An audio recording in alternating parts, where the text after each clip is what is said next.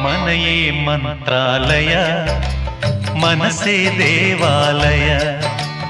ಮನೆಯೇ ಮಂತ್ರಾಲಯ ಮನಸ್ಸೇ ದೇವಾಲಯ ದೇವರೆಂದು ಪ್ರೇಮ ಸ್ವರೂಪ ಪ್ರೀತಿ ಮಾತೆ ನಂದಾದೀಪ ಅರಿತು ಬಾಳಲು ಜನ್ಮ ಸಾರ್ಥಕ ಮನೆಯೇ